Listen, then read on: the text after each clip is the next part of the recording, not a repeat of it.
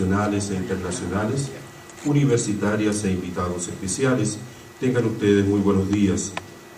La Universidad de Antofagasta, a través de su Centro de Desarrollo Energético Antofagasta, la Corporación Cultural Chile Todos y la Universidad Adolfo Ibáñez, le dan la más cordial bienvenida a la cumbre El Desafío del Agua en Chile, en la que se abordará temáticas trascendentales desde el ángulo de la eficiencia en el uso del recurso, buscando dimensionar la problemática en Chile y mostrar propuestas tecnológicas y de gestión que conduzcan a la formulación de políticas públicas para proponer a las autoridades competentes que permitan la toma de decisiones y que haga del agua un recurso sustentable en beneficio y engrandecimiento para Chile. Para dar inicio a esta jornada, se dirige a los presentes el señor rector de la Universidad de Antofagasta, doctor Luis Alberto Loyola Morales.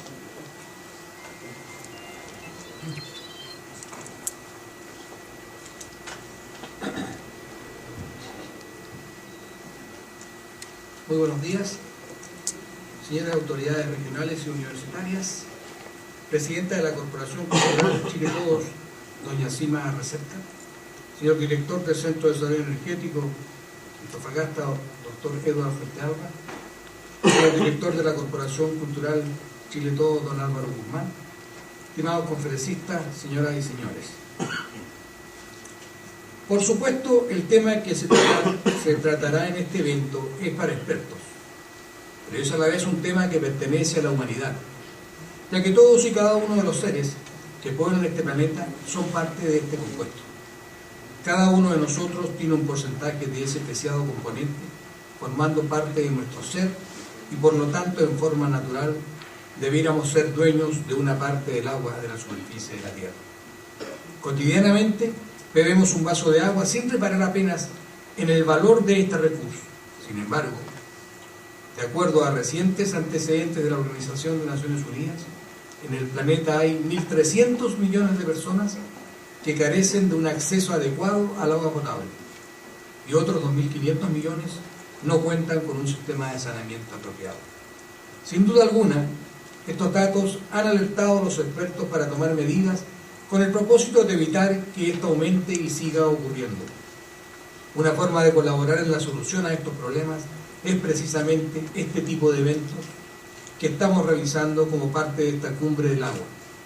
Es evidente que la realización de estas actividades es el resultado de una falta de información suficiente sobre uso y disponibilidad de agua, lo que en el momento actual es todo un problema para la autoridad y los privados.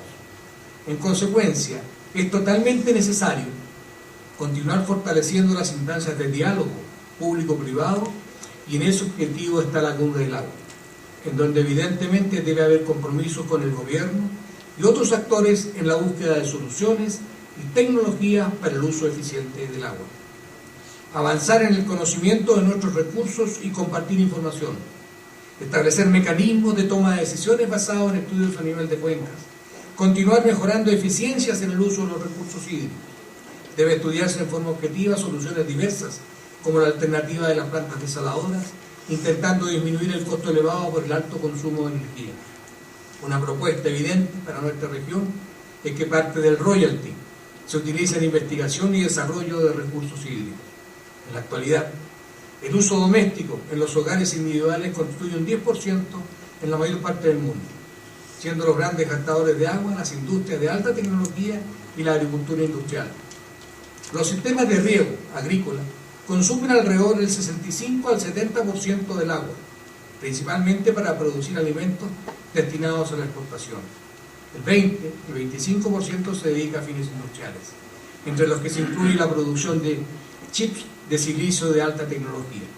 En caso de mantener estas tendencias, antes del 2025 la demanda de agua excederá los recursos terrestres en un 56%. Por ello, en los momentos actuales, el agua se ha convertido en un bien muy preciado en los mercados mundiales, siendo el petróleo negro del siglo XX. El agua está destinada a convertirse en el oro azul del siglo XXI.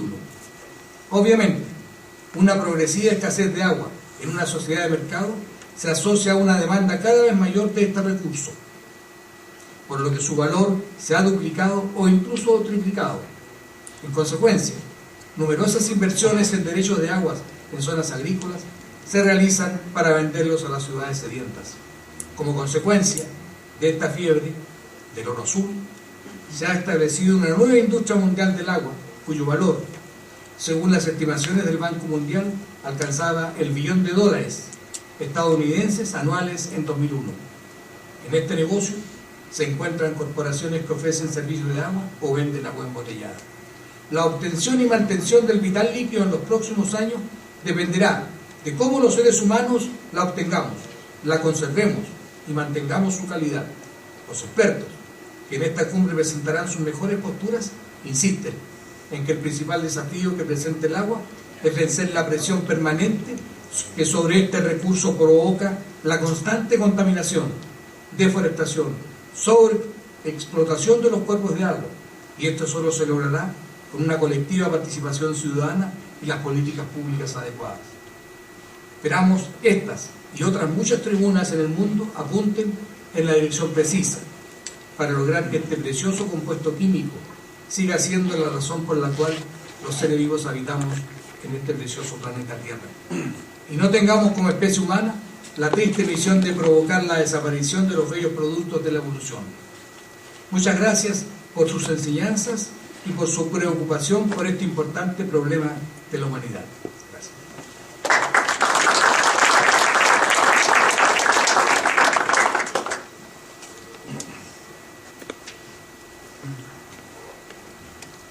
Agradecemos al señor rector por sus palabras. A continuación, igualmente hará uso de la palabra el director de la Corporación Cultural Chile Todos, don Álvaro Guzmán, a quien invito a este estrado.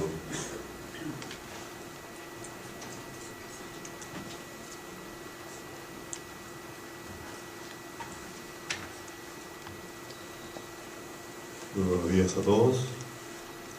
Señor rector de la Universidad de Antofagasta, don Luis Alberto Loyola. Señor decano de la Facultad de Ingeniería de la Universidad de Antofagasta, doctor Marco Kluchik. Distinguidos académicos de la Universidad de Antofagasta y de la Universidad de Ibáñez.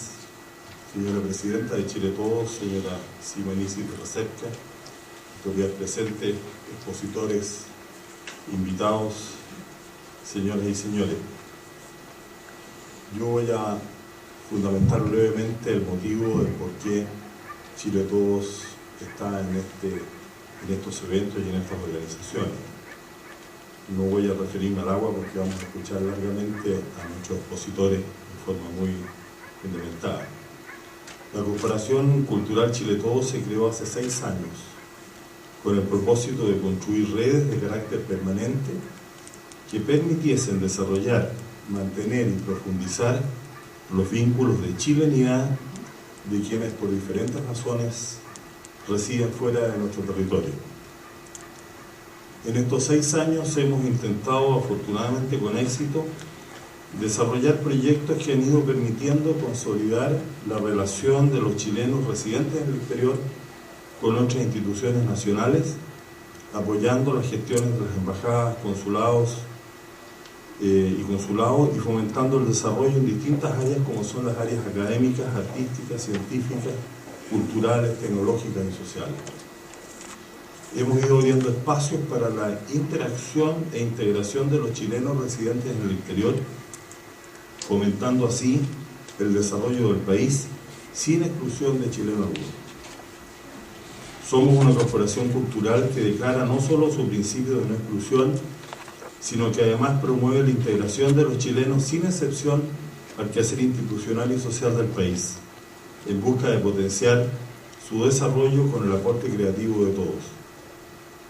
Pretendemos fomentar, fortalecer y apoyar una política cultural hacia los chilenos en el exterior, afianzando su identidad, estimulando y facilitando su vinculación con Chile, ayudando a consolidar sus raíces, especialmente las de sus descendientes, y aprovechando para Chile sus riquezas personales e intelectuales adquiridas durante su estadía fuera del país.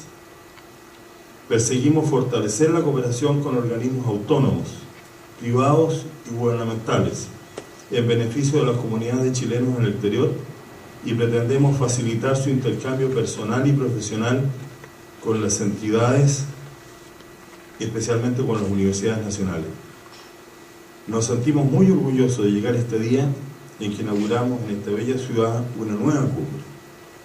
En más de 6 años hemos realizado las siguientes cumbres: los diálogos del reencuentro o cumbre de talentos, la cumbre de mujeres en Chile en el mundo, la cumbre de energías renovables, la cumbre de la innovación, la cumbre de educación, la cumbre del medio ambiente y sustentabilidad, y ahora la cumbre del agua. Al haber realizado diferentes proyectos y creado una red de contactos en las diferentes disciplinas del conocimiento, ha sido extraordinariamente valioso, pues ya identificamos y contamos con un capital humano de un valor incalculable, el cual está colaborando firmemente con el desarrollo de Chile. Pretendemos ofrecer espacios de análisis para compartir y posibilitar el cultivo de lo intelectual, lo emocional y lo espiritual en una visión sistémica e integradora del mundo que pretendemos construir, proponiendo ideas que contribuyan a la formación de políticas públicas en las diferentes áreas del quehacer nacional.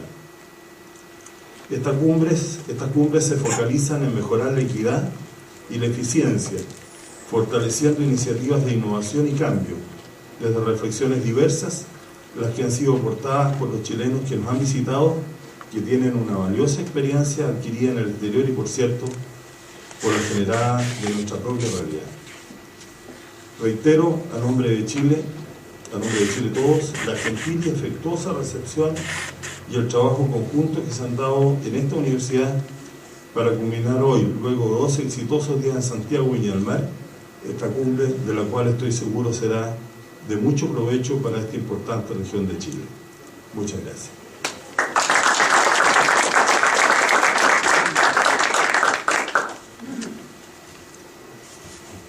Agradecemos al señor Guzmán por sus palabras. La organización de este seminario agradece la asistencia a esta inauguración a las autoridades. Muchas gracias. A continuación, damos comienzo a la jornada con la primera conferencia denominada Desafíos actuales del agua, recurso hídrico urbano y consecuencias del cambio climático, a cargo del señor Alejandro Dusailan, del Departamento de Ingeniería Civil, Universidad de Greenwich, Reino Unido.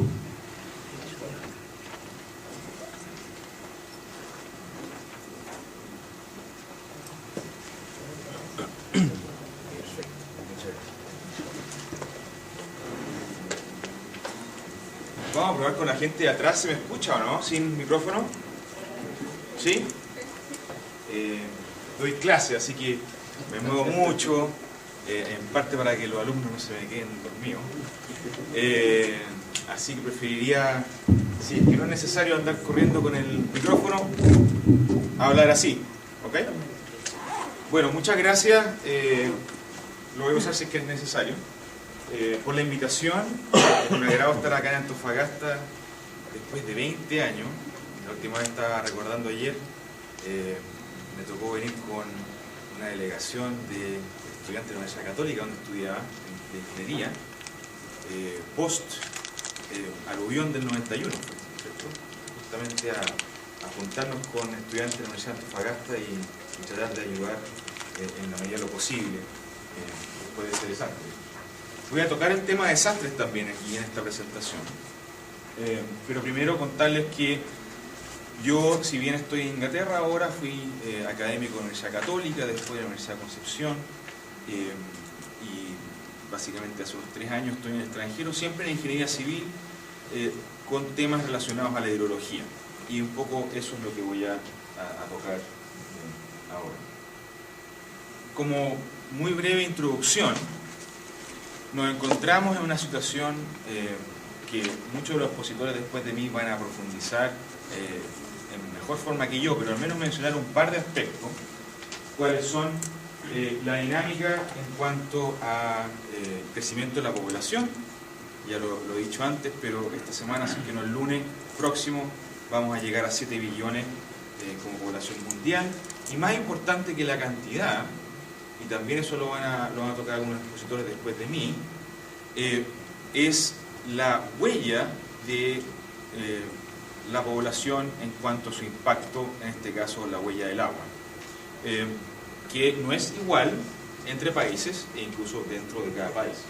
Por otro lado, yo voy a tocar el tema de crecimiento urbano, impacto hidrológico, pero también cómo a muchas actividades están migrando, asentamientos y actividades están migrando a zonas de ladera, a zonas de montaña, y en particular en Chile es una realidad patente, y cómo eso se relaciona con ciertos riesgos naturales típicos de montaña y que se ven aumentados o acelerados por el cambio climático local y global. Yo, como buen hidrólogo, trato de tener un pie en un extremo que son las sequías y el otro pie en el otro extremo que son las crecidas, porque así siempre pega. Porque rápidamente después de la sequía viene el otro y la gente se olvida de la sequía y quiere ver el tema de la crecida. Así que voy a tocar un poco los dos temas, por supuesto de mi punto de vista, pero desde el punto de vista del recurso hídrico y la escasez, ¿con qué podemos hacer digamos, mantener o aumentar el recurso con técnicas del tipo infiltración de agua y recarga del agua subterránea? Y en el tema de crecidas y desastres naturales, con eventos que han ocurrido a lo largo de Chile en el pasado, de crecidas catastróficas y que están aumentando en frecuencia en los últimos años en ciertas zonas de Chile y que podría ser el caso también del norte en el futuro no tan lejano. Voy a partir entonces con un tema que he desarrollado desde ya más de 10 años, que tiene que ver con cómo aumentar la infiltración de agua, en este caso en zonas urbanas, pero las técnicas son muy similares en zonas rurales y de montaña y de ladera, en particular tratando de recuperar o de aumentar el recurso de agua subterránea. Lo que ocurre generalmente cuando se urbaniza, por ejemplo, es que inmediatamente el suelo que solía recibir agua lluvia infiltraba y recargaba el agua subterránea, es cubierto por diferentes tipos de superficies impermeables, techos, caminos, estacionamientos, etc.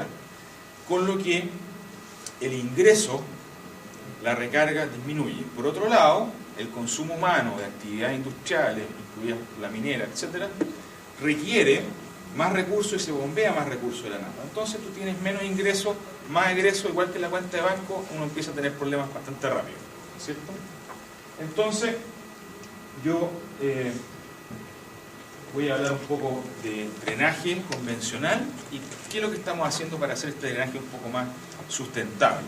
Lo que ha sido tradicional es gota de agua de lluvia que cae, tratamos de moverla del lugar lo más rápido posible, con algún tipo de red de drenaje en las zonas urbanas, por ejemplo. Y eso tiene un impacto, como decía antes, en la disminución de la recarga del recurso subterráneo, y además tiene un impacto en que esa agua, ahora superficial, alcanza los cursos de agua mucho más rápido, se va mucho más rápido y además arrastra contaminantes.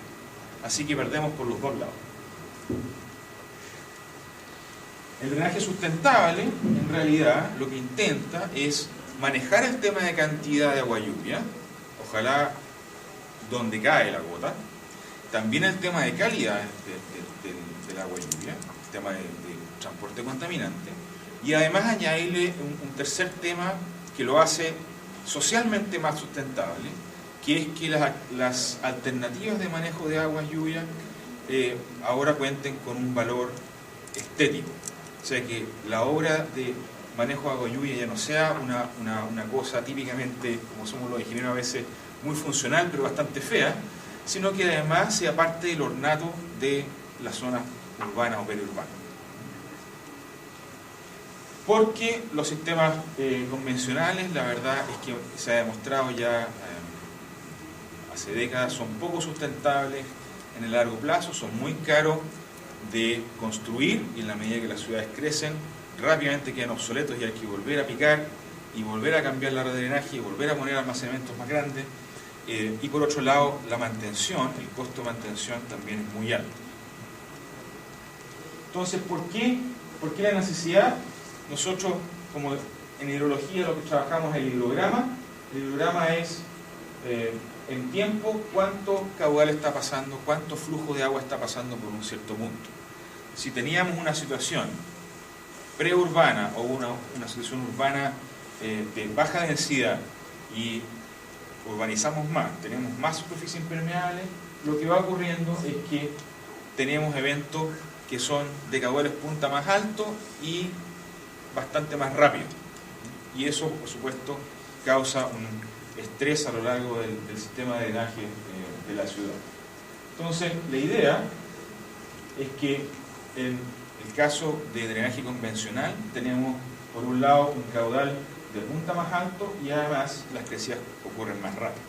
La idea es que con los sistemas de drenaje sustentable, Sustainable Drainage Systems en Europa, Low Impact Development y Best Management Practices, BMPs, en Estados Unidos, es justamente revertir esa tendencia, atenuar los flujos y promover manejo del agua lluvia, por ejemplo, con infiltración o con evaporación. Un ejemplo simple, aquí tenemos un estacionamiento donde en lugar del drenaje de ese estacionamiento estar conectado a la red de drenaje tradicional, convencional de este sector periurbano, en realidad lo que se hace es conectarlo con superficie infiltrante, en este caso un césped, que en realidad se ve como cualquier tipo de césped, pero ha sido pensado para infiltrar en cuanto al tipo de suelo y a su topografía. Tratar de concentrar entonces el tema del recurso en esa depresión. Las zanjas de pasto, o lo que se llaman swales en inglés, la misma idea, recibir agua de, en este caso, las calles, y en lugar de ir por una tubería, darle la posibilidad a lo largo de la transferencia de esa agua de ir infiltrando al suelo y recargar el agua subterránea. Entonces, como alternativa de estos SUDs o BMPs están las técnicas de infiltración que actúan en la fuente, son bastante efectivas para manejar eventos de baja y mediana intensidad, que son muchas veces más del 90% de toda el agua lluvia que cae en una ciudad o en un sector cualquiera durante el año. Así que estamos manejando una buena parte del problema.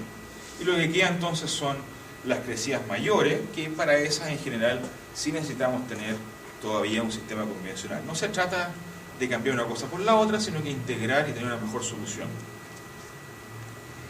Y entonces tenemos alternativas de jardines de infiltración, que en este caso está siendo construido aquí junto a una casa en Madison, Wisconsin, Estados Unidos.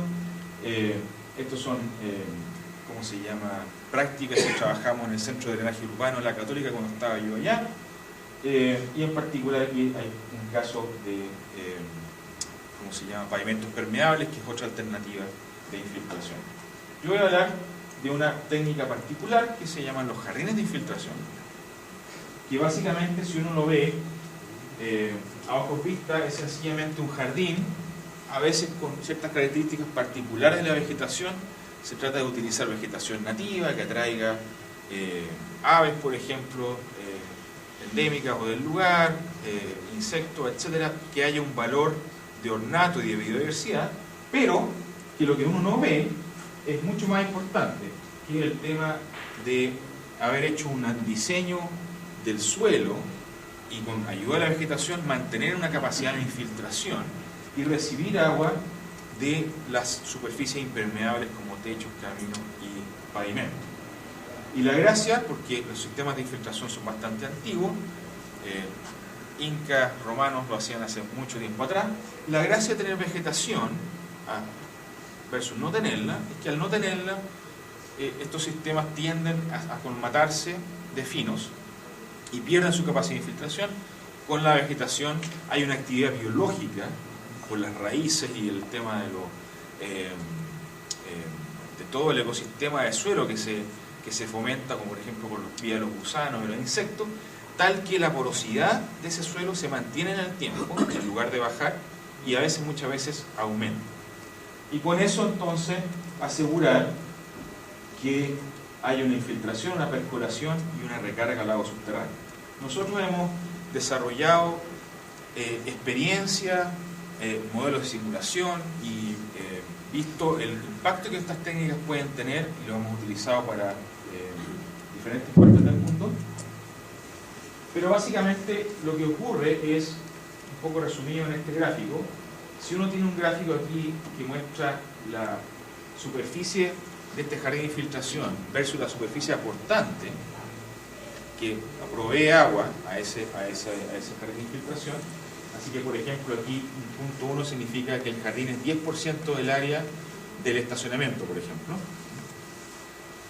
Y aquí tenemos la profundidad de agua anual, que en el caso de la curva verde recarga el agua subterránea. Hemos encontrado que justamente en torno a 5, 10, 15% de área de jardín que recibe esta agua, la verdad es que nosotros podemos alcanzar el doble de la recarga natural de la zona. Y eso lo hemos visto en ciudades de Chile, Estados Unidos, Italia, etc. Se repite dependiendo un poco del clima y del suelo, pero más o menos se repite la misma situación.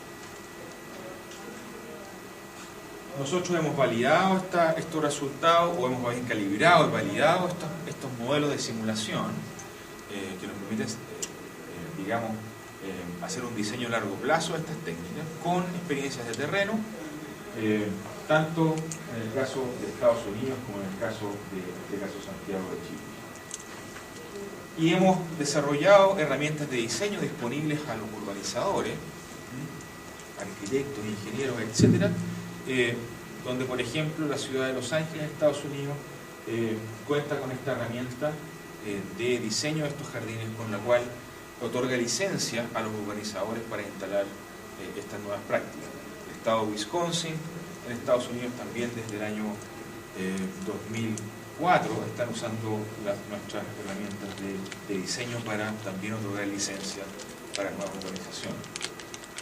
La idea básica entonces es que uno tiene una urbanización donde hay diferentes superficies, impermeables y permeables, y la idea es que en lugar de que las impermeables se conecten a la red de drenaje convencional, sí pueden aprovechar aquellas superficies infiltrantes vecinas a las superficies impermeables, como por ejemplo jardines, humedales y los mismos césped, zajas de pasto, etcétera, que yo mencionaba.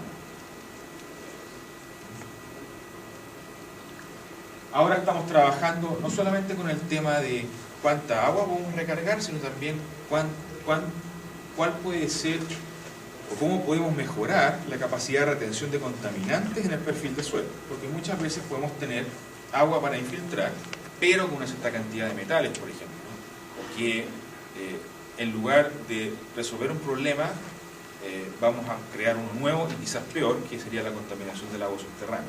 Entonces la idea es tener de nuevo un diseño inteligente del perfil, tal que esos elementos sean filtrados, retenidos, antes de llegar a la nave. Estamos trabajando en eso también de un punto de vista experimental y que alimenten los modelos numéricos que nos permitan hacer el diseño después de esta técnica. Y estamos extendiendo fuera de los jardines de infiltración a otras técnicas, como por ejemplo los pavimentos permeables y los green roofs, los techos verdes, que en lugar de infiltración usan la evaporación para manejar el tema. Ahora, también estas técnicas pueden ser utilizadas en zonas más bien rurales, laderas y montañas. Y tenemos algún trabajo de experiencia en la sexta, séptima y octava región, viendo alternativas de infiltración en la parte alta de las cuencas, recarga a la napa o a los acuíferos, aumentar aumentar la tasa de infiltración en las zonas de recarga, en las partes altas, para después las comunidades puedan extraer agua en las partes bajas. Usando diferentes técnicas que pueden ser zanjas de infiltración, pozos de infiltración, hay diferentes cosas que se pueden hacer dependiendo de la geología del lugar, por supuesto. Y si eso no es posible, también está la alternativa del almacenamiento superficial. Pero básicamente esta es la idea: trabajar en las zonas de recarga. Diego probablemente va a hablar un poco de esto más adelante, y después extraer el recurso en la parte más baja de las cuencas. Otra cosa que hemos propuesto, pero no hemos logrado estudiar en Chile todavía, es el tema de la recarga eventual por crecida en quebradas y ríos. Presentamos un proyecto para hacer en el Salar de Atacama hace unos años atrás, pero no conseguimos todavía el financiamiento. Pero un colega mío ha trabajado esto en África, Gerardo Benito. El tema es, en estos lugares semiáridos o áridos, en realidad, que en general no hay recurso de agua superficial, hay eventos o hay momentos donde sí ocurren crecidas importantes y ocurre recarga natural por esas crecidas, y esto también se ha estudiado bastante en el suroeste de Estados Unidos, por ejemplo, y en países como Israel y el norte de África. Aprovechar ese frente de la crecida para lograr infiltrar y recargar el agua subterránea de una forma aumentada con respecto a la natural. Y en particular lo que trabajamos con Gerardo, él tiene una cierta experiencia en cuanto a la parte crecida, yo en la parte de infiltración, y buscar alternativas ahí de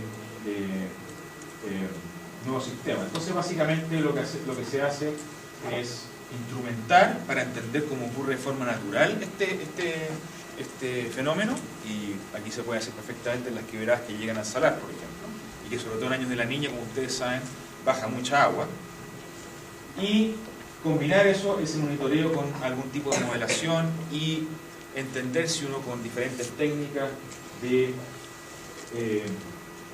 manejo de esa agua en la quebrada uno podría incluso aumentar la infiltración por la crecida. Estos son casos de estudio justamente en Estados Unidos. Pero en beneficio del tiempo voy a pasar al segundo tema, la ley de recurso hídrico, el lado de la escasez, uno de los extremos, y que sabemos que su frecuencia está aumentando por el tema de cambio climático. También sabemos que hay eventos extremos del otro lado, de crecidas y desastres naturales, que están también aumentando en frecuencia, en parte por cambio climático. En parte también se notan más, porque como decía antes, nuestras actividades y asentamientos humanos están migrando hacia zonas de riesgo, en forma cada vez más frecuente.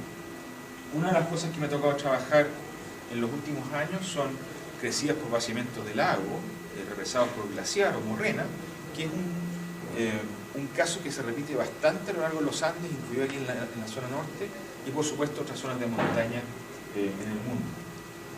La idea es que estos eventos han ocurrido en el pasado, hay evidencia, y se está viendo un aumento de la frecuencia tanto en los Himalayas como en los Andes, que necesitamos tener en cuenta para analizar, evaluar y ojalá mitigar y prevenir riesgos futuros a nuestras actividades y asentamientos humanos. Nosotros organizamos un seminario el año pasado, en septiembre, en Santiago y en Coyhaique, justamente trayendo expertos internacionales en cuanto a el riesgo de montaña, y les dejo ese sitio porque ahí está todo el material que presentamos el año pasado.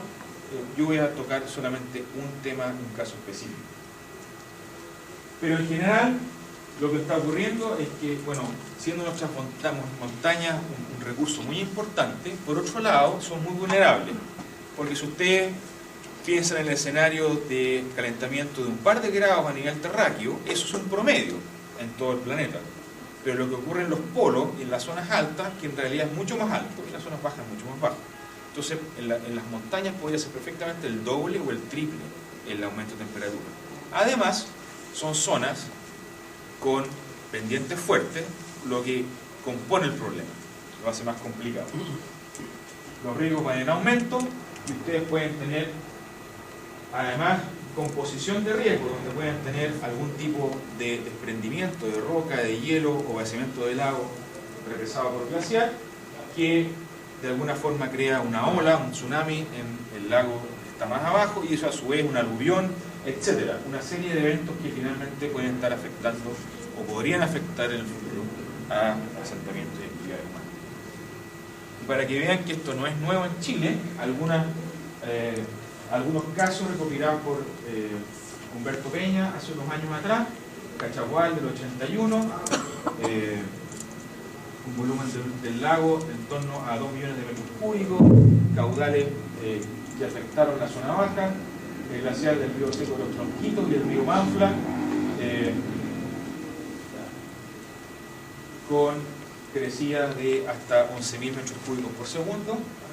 Para darles una idea, el río Biobío, caudal medio anual, en torno a 1.100 metros cúbicos por segundo, así que estamos hablando 10 veces un Biobío bajando intempestivamente por la montaña. Obviamente estas cosas tienen impacto importante si es que hay actividades aguas abajo. Glaciar Aparejo, una zona central, además lagunas morrénicas, el río Soler, Calafate, su zona Patagonia. Además se componen estos riesgos con la actividad volcánica. Ahora hace poquito está de nuevo erupcionando el Hudson, ayer o anteayer, ¿cierto? No es la primera vez, obviamente el 91 fue un caso bastante grave, en los 70 y 60 también hubo erupciones de ese volcán, en la medida en que tú tienes una zona de montaña con material rocoso, hielo, agua, ladera, y además tú lo compones con riesgo volcánico y tectónico, la cosa se empieza a poner un poquito más complicada y mejor que estemos preparados evaluando esos riesgos a priori. Ese es el caso justamente del río Guamule y Hudson en el 91. Chaitén en 2008. Bueno, brevemente, ¿cuánto me queda, Saidi? No hay seguido ahí. ¿Ah? Bueno, avísenme cuando me quede poco. Desde el 2008, en parte por la revisión que me tocó hacer junto a un equipo del estudio de impacto ambiental de Ibaicén en el tema agua, y también por un proyecto de colaboración financiado por el Banco Mundial y por CONICYT, empezamos a estudiar los vaciamientos del lago Cachel, que aparece aquí lleno y vaciado. Son 200 millones de metros cúbicos que bajan en una hora de unos 4 metros y una velocidad apreciable, que puede y ha afectado las familias de colonos en la zona del Báquer desde abril del 2008, pero también, una cosa que la empresa se le olvidó mencionar, estos eventos eran bastante comunes antes del año 68. Estamos tratando de entender por qué se reactivaron y por qué llevamos 9 en menos de 3 años. Este video yo creo que no funciona aquí, de hecho no funcionó, no se los voy a mostrar, es cortito, para que vean un poco la dinámica. Es un evento chiquitito de vaciado, pero para que tengan una idea, es el glaciar que está actuando de presa para el lago, y un poco rápido, pero son fotos de cada una hora. Si se fijan, está lleno, se vacía, se llena, se vuelve a vaciar. Así que un tema de... Estos son eventos chiquititos, como decía. Ni siquiera están contados los 9 grandes, que son algo así como 4.000 a 5.000 metros cúbicos por segundo.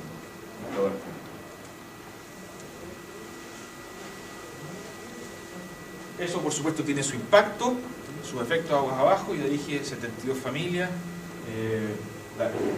poblado Calectortel, y por supuesto ahora parte de un proyecto de 7 billones de dólares que se quiere instalar agua abajo de estos eventos y sin un análisis de riesgo y evaluación adecuado.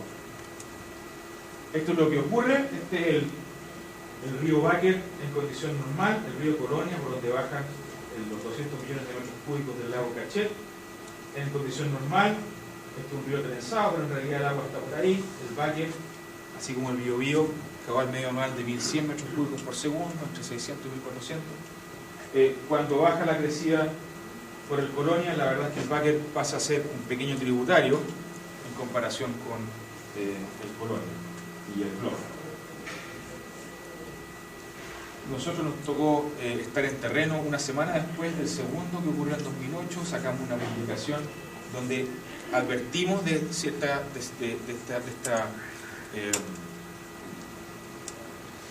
características de estos riesgos que tenía que ser considerados no solo para la protección de la población, sino que para la infraestructura presente y planificada, incluido Ibaicén. Obviamente no ha sido escuchado mucho, pero bueno.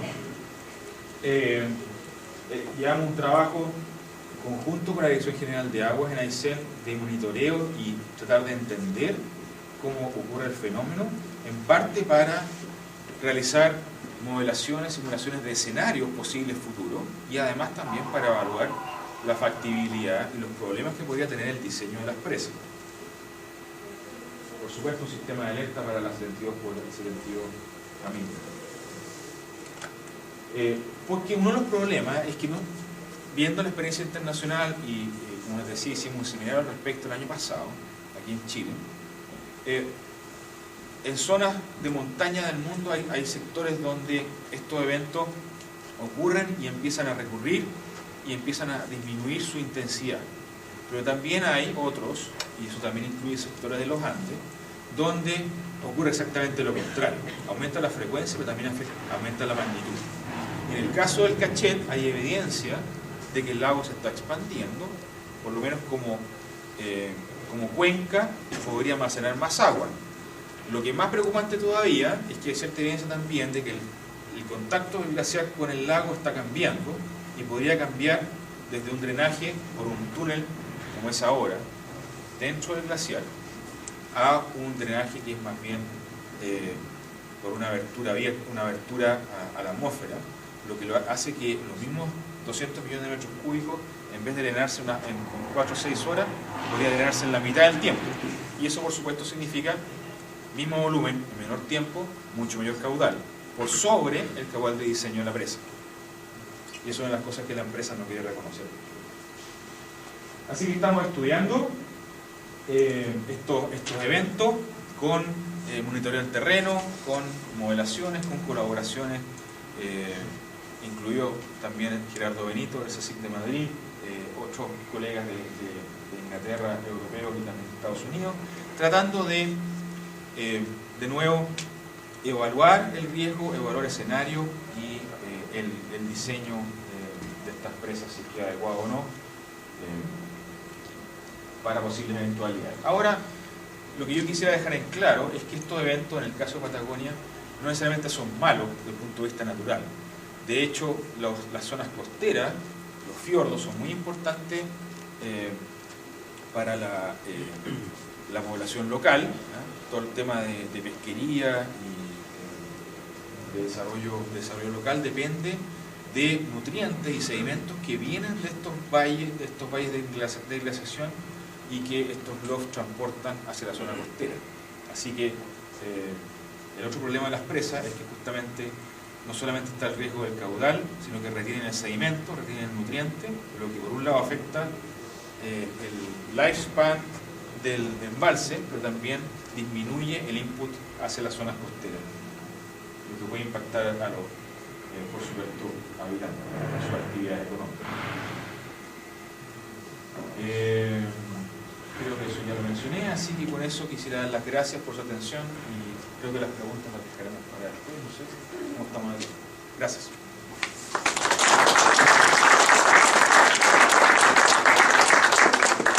Agradecemos al señor Alejandro Usairán por su presentación y a continuación se presenta la conferencia Gestión Estratégica del Agua a cargo del señor Axel Dourugiani, Fundación Chile.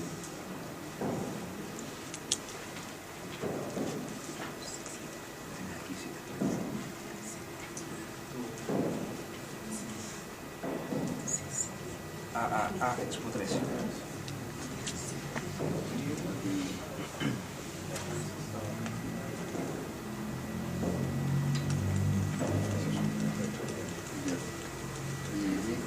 No, yo no estaba usando, pero ahí está el